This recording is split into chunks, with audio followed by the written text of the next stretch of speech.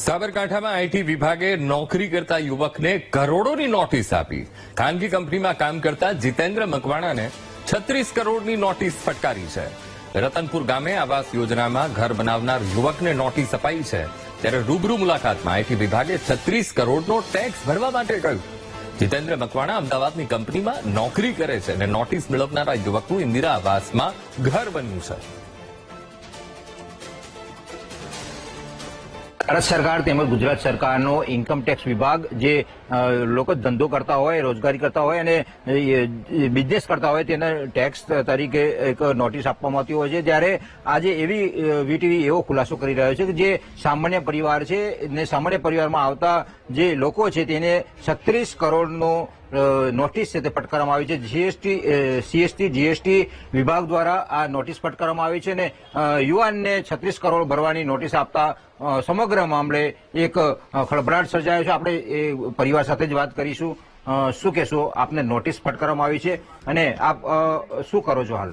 હાલ તો જોબ કરું છું અમદાવાદમાં અને 12,000 પગાર છે મારો અને આટલી બધી નોટિસ આવે છે. મારે તો ખાવા પીવાનું બધું હુકાઈ ગયું, બધું ખબર નહીં ભાઈ શું કરવું. એ નોટિસ ક્યારે મળી? 4 દિવસ પહેલા જ મને મળી. અને શું આવ્યું નોટિસમાં? 36 કરોડ રૂપિયા ટેક્સ ભરવાનો આવ્યો. આપ શું કરો છો હાલ? જોબ કરું છું ટેકનો ઇન્ફોનેટ પ્રાઇવેટ લિમિટેડમાં. અને કેટલો પગાર આપને ત્યાં ચૂકવવામાં આવતો હોય? આપનો પગાર કેટલો મળે છે? 12,000 પગાર મળે મને. અને પરિવાર શું કરે છે? પરિવાર તો ઘરે જ રહે છે, મીન્સ કે મજૂરી કરે બધા. હાલ આપનો બેંક એકાઉન્ટમાં કેટલા પૈસા જે છે એ કેટલા છે અને આપનું ટ્રાન્ઝેક્શન મંથલી કેટલું થતું હોય છે? હાલ તો અત્યારે 12 રૂપિયા એકાઉન્ટમાં છે અને મંથલી 12,000 રૂપિયા સેલરી આવે. સેલરીમાં બસ મારે ઘર ચલાવવું પડે, બસ બીજી કોઈ આવક જ નથી મારી તો. જીતેશભાઈ ને જીતેશભાઈ, આપને કોઈ જગ્યાએ રજૂઆત કરી નોટિસ આવ્યા બાદ આપને કોઈને વાતચીત કરી કે પોલીસ સ્ટેશન ગયો તો પોલીસ સ્ટેશનમાં કે એમને કીધું કે મારી તો અમારે કઈ ના જોવાનું, કે તમારે ઇન્કમ ટેક્સમાં જવું પડશે. ઇન્કમ ટેક્સમાં ગયો ને એટલે કે તમારે પૈસા ભરવા જ પડશે. મને તો એવું કીધું કે મને કે તમારે જીએસટી નંબર આવી ગયો એટલે પછી કે તમારે જીએસટી ઓફિસે જવું પડશે. તો જીએસટી ઓફિસે ગયો ને એટલે એમ કે તમારે જીતેશભાઈ પૈસા તો ભરવા જ પડશે ને, કે તમારે મીન્સ કે પેલું સાયબર ક્રાઇમમાં જવું પડશે. પછી એમને કીધું સાયબર ક્રાઇમમાં જવું. તો સાયબર ક્રાઇમમાં ગયો ને કે અમારે લેવડ દેવડ હોય જ ને કે આ બધું, તો એમને ગોર ગોર જ ફેવરે બધા મને. આ જે મામલો છે કેટલા દિવસથી આપના ધ્યાને આવે ને આપે રજૂઆત કર્યા બાદ હાલ કોઈ તરફથી અમને પ્રત્યેક મળે? શું આ મામલો કેટલા દિવસથી તમને નોટિસ આપવામાં આવી છે અને હાલ આપ ક્યાં ક્યાં રજૂઆત કરીને શું માંગ છે આપને? 4 દિવસથી મને આ ખબર પડી છે. હું તો બધી જગ્યાએ ફરીને આવ્યા, મને કોઈ હરખું કોઈ જવાબ જ આવતા નથી. હવે શું કરું મારે એ જ ખબર નહીં પડતી. સરકારને હવે નિમ્ર વિનંતી છે કે મારી ગમે કોઈ સાંભળે. આ હતા જીતેશભાઈ અને એમના પરિવારજનો પણ સાથે વાત કરીશું. બેન, શું કહેશો?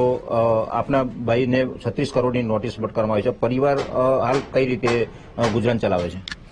પરિવારમાં એવું છે ને કે અમે મજૂરી ઉપર જીવીએ છીએ બધા. અમે 200 રૂપિયાની મજૂરી કરીએ છીએ. મારા દિવસના 200 રૂપિયા હોય ને ત્યારે અમે એ કામકાજ અમારું આગળ વધે. બાકી તો મારી મમ્મી ઘરે. અને હાલ આપને જે નોટિસ મળી છે તો પરિવારમાં શું પરિસ્થિતિ છે?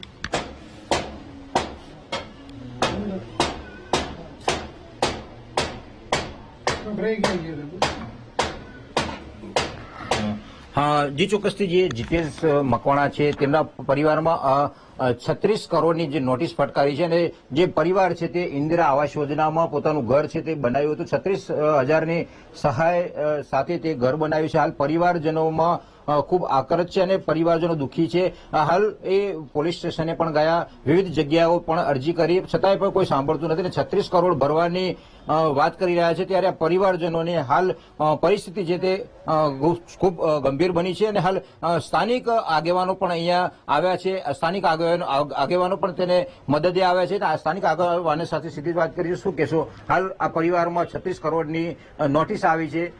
આપે અહીંયા બોલાવ્યા છે તો આ શું રજૂઆત કરીને ક્યાં રજૂઆત કરશો આ બાબતે? 3600 રૂપિયા આ પરિવાર કમાતો નથી.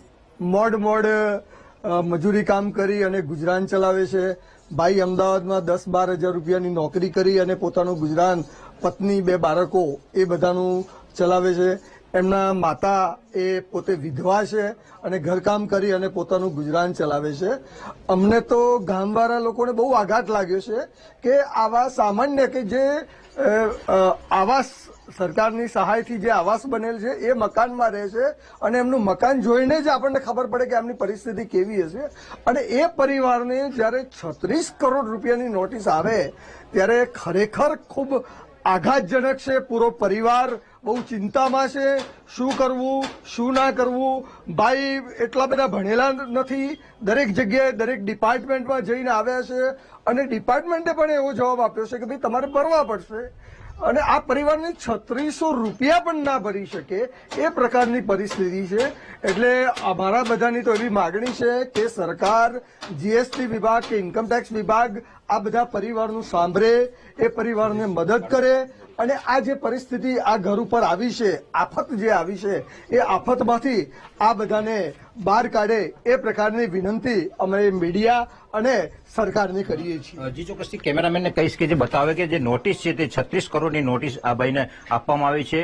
36 કરોડ રૂપિયા ભરવા માટે એટલે કે 2 વર્ષના 36 કરોડ રૂપિયા જેટલી રકમ છે તે બાકી હોવાનું કહી રહ્યા છે. જીએસટી વિભાગ દ્વારા આ નોટિસ ફટકારાતા પરિવારજનો ખૂબ દુઃખી થયા છે. અનેક જગ્યાએ રજૂઆત કરી છે. આ એમનો પરિવાર છે, આ એમનું ઘર છે અને આવાસ યોજનામાં ઘર બનાવ્યું છે ત્યારે આ પરિવાર હાલ મજૂરી કામ કરી રહ્યો છે અને 36 કરોડની માત્ર રકમ જે છે તે ભરવાની નોટિસ આવતા જ હાલ પરિવારમાં દુઃખ જ છે અને જે સમાજના આગેવાનો છે તે પણ અહીંયા આવ્યા છે અને આ મામલે ઉચ્ચ કક્ષાએ રજૂઆત કરશે. સરકારને પણ કહી રહ્યા છે કે આ જે નોટિસ આવી છે તે નોટિસ સંદર્ભે કંઈ કરવામાં આવે. જેને પરિવારજનો દુઃખી છે અને પૈસા ભરવાની માંગ જે તંત્ર દ્વારા કરવામાં આવી રહી છે ત્યારે પરિવારજનો હાલ પરિસ્થિતિમાં મુકાયા છે અને વિકટ પરિસ્થિતિમાં મુકાયા છે. ત્યારે આ પરિવારનો હવે જોવાનું રહ્યું કે આગામી સમયમાં સરકાર દ્વારા કેવા પ્રકારના નિર્ણય લેવાય છે. કેમેરામેન રાજકમલની સાથે સંદીપ પટેલ, વીટીવી, ઈડર, રતનપુર.